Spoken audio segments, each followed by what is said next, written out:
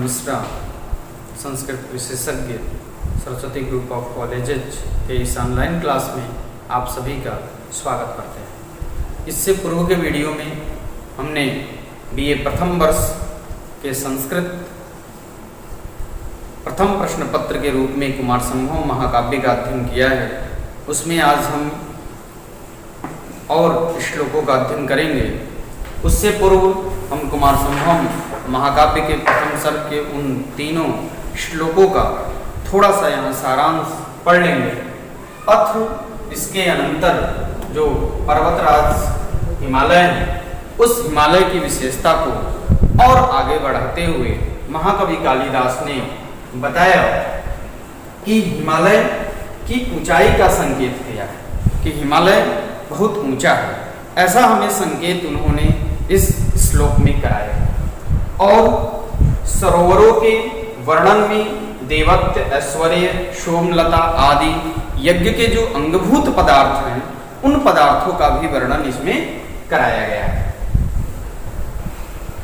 यहाँ हम इस प्रबंध की जो नायिका है पार्वती, उस पार्वती के उत्पत्ति या उसके विवाह कैसे होती है, उसके उत्पत्ति के हेतु जो विवाह है, उनके विवाह का वर्णन हम आज यहाँ संक्षिप्त में देखेंगे। उसका भी वर्णन महाकवि कालिदास ने इसमें किया है। यह जो श्लोक आपको दिख रहा है, यह श्लोक उपजाति छंद में लिखा गया है। महाकवि कालिदास ने कुमार संभव महाकाव्य का प्रथम सर्ग पूरा उपजाति छंद में लिखा है, अंतिम श्लोक छोड़ करके। सप्तऋषि हस्तावचिता वशेषाणि अधो विवश्वान परिवर्तमान पद्मानि यस्या अग्रसरोरुहाणि प्रबोधयत् ऊर्ध्वमुखै मयूखैः। इसमें सबसे पहले हम यस्य पद को ले लेंगे। यस्य शब्द का अर्थ ले लेंगे जिसका, या जहां पर, या जिस हिमालय पर्वत पर सप्तऋषि हस्ता अवचिता अवशेषाणि। सप्तऋषि जो 7 ऋषि हैं, गौतम, काश्यप, अत्रि, या जो इत्यादि जो आदि जो 7 ऋषि हैं, उन सप्त ऋषियों के हस्त से यानी हाथों से अवचित तोड़े जाने के उपरांत, चुन लेने के उपरांत अवशेषाणि जो शेष बचे हुए, क्या अग्रसरोरुहाणि जो अग्र सरोवर है। कैसे हैं? अग्र ऊंचे, उस पर्वत पर, हिमालय राज्य के पर्वत पे अग्र सरोरुहाणि है। एक ऊंचा सा वहां सरोवर है। उस सरोवर में कुछ पद्मानी, क्या है? पद्मानी, कमल के पुष्प है, पद्मानी। उन पुष्पों को अधः परिवर्तमान, यहां से अधः ले लेंगे, यहां से परिवर्तमान ले लेंगे।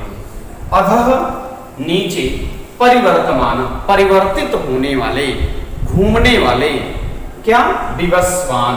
विवस्वान शब्द का अर्थ होगा सूर्य देवता। जो सूर्य देवता है वह उस हिमालय पर्वत के निचली भाग में विवर्तमान होते हैं, परिवर्तमान होते हैं। ऐसे सूर्य देवता करते क्या हैं?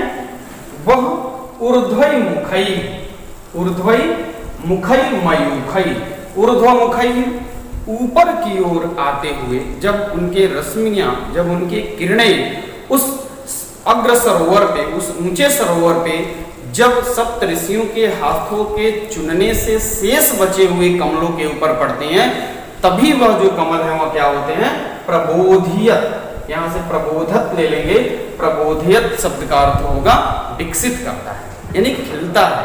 यानी वहां पुष्प तभी खिलता है जब सूर्य देवता क्या होते हैं? आते हैं, और उनकी किरणें जब उसके ऊपर पड़ती हैं तभी। उसमें आप एक बार फिर से देख लेंगे कि सप्त ऋषियों के हाथों से चुनने के उपरांत शेष बचे हुए उस अग्र सरोवर में जो पद्मानी है, जो कमल है, वह कमल क्या होते हैं? परिवर्तमान विवस्वान, अधः परिवर्तमान विवस्वान। जो परिवर्तित होने वाले सूर्य हैं, वह सूर्य उन कमलों को क्या करते हैं? अपनी रश्मियों से, अपनी किरणों से उन्हें विकसित करते हैं।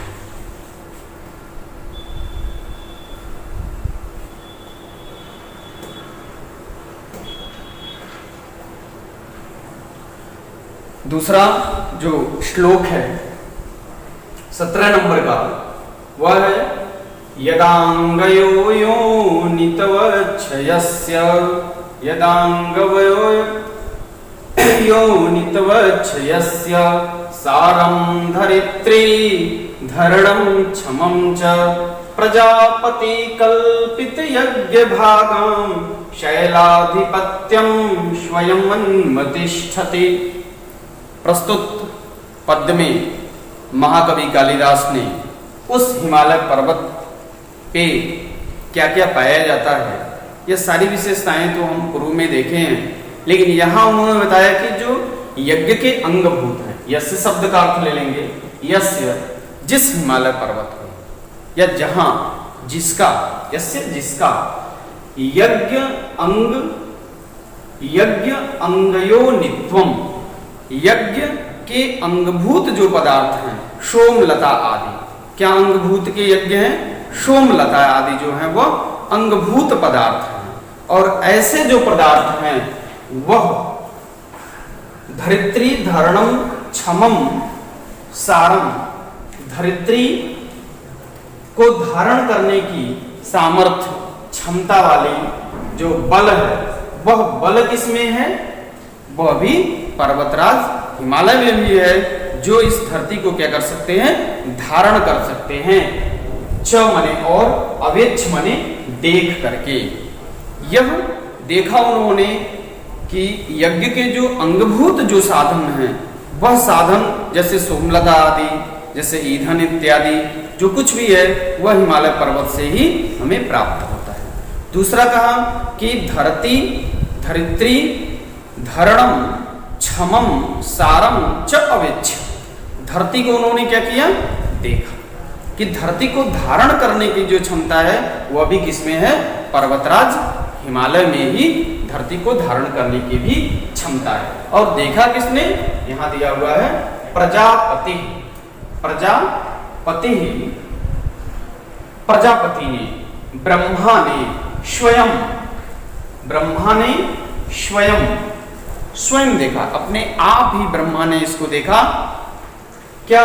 कल्पित यज्ञ भागम, जो कल्पित यज्ञ भाग, जो कुछ हम यज्ञ में प्रयोग कर रहे हैं, वह पदार्थ जो है वह हमको हिमालय से ही प्राप्त हो रहा है, तो यह कल्पित यज्ञ भाग है। कल्पना की जा सकती है कि यज्ञ के भाग में उनका भी कुछ अंश है, तो ऐसे कल्पित यज्ञ भाग वाले शैलाधिपत्यम, शैलों के अधिपति के रूप में, शैलों यानी पर्वतों के राजा के रूप में इन्हें अवतिष्ठित, या इन्हें राजा, पर्वतों के राजा के रूप में इन्हें अवतिष्ठित किया, इन्हें प्रतिष्ठित किया, इन्हें बनाया कि आप ही पर्वतों के क्या होंगे?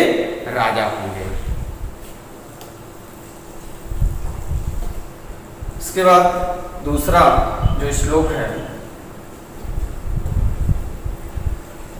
क्षमानिशिं मेरुशख प्रताणां कन्याकुलस्य स्थितिज्ञः मेनां मुनीनाम् अपि माननीय आत्मानुरूपां विधिनोपयेमे, आत्मानुरूपां विधिनोपयेमे।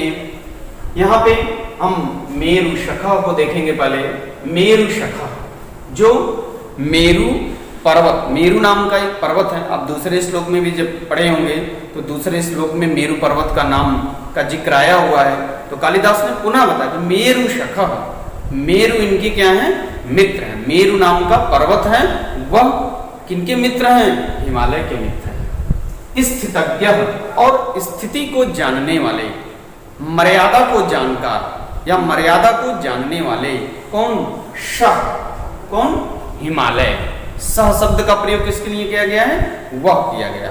वह का अर्थ यहाँ क्या लिया गया है? हिमालय पर्वत से लिया गया है कि मेरु शखा पर्वत, मेरु शखा मेरु के क्या है? सखी, मित्र है। स्थितज्ञ, स्थिति को जानने वाले।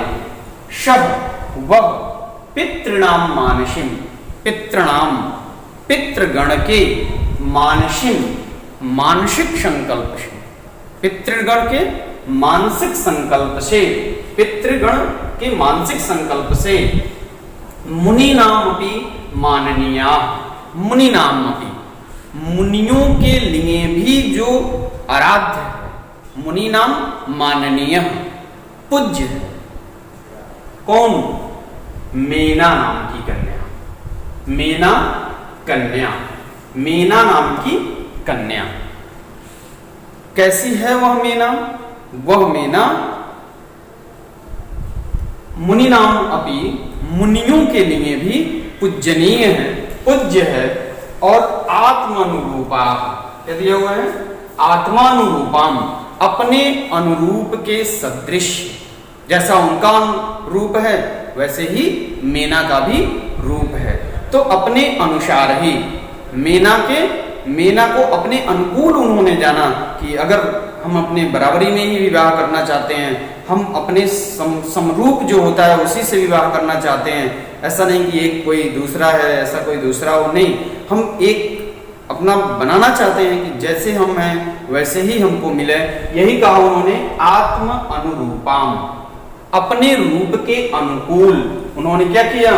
मीना नाम की कन्या से कुलस्य स्थितये, कुल की स्थिति के लिए, कुल की परंपरा को आगे बढ़ाने के लिए, कुल की स्थिति के लिए, कुल स्थिति दिया हुआ है, कुलस्य, कुल का, स्थितये, स्थिति के लिए, कुल परंपरा को आगे बढ़ाने के लिए उस मीना से इन्होंने क्या किया?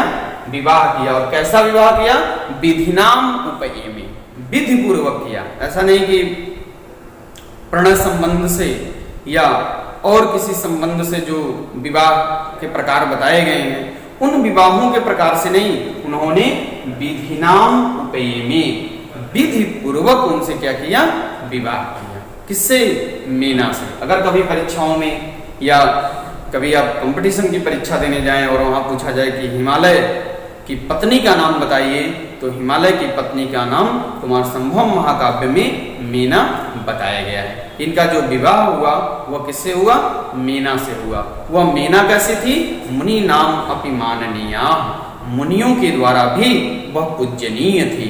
ऐसे आत्मानुरूपाम, अपने रूप के अनुकूल उन्होंने मीनाम कन्याम कुल स्थितये, अपने कुल की स्थिति के लिए विधिनाम उपयेमे, विधि पूर्वक उन्होंने विवाह किया।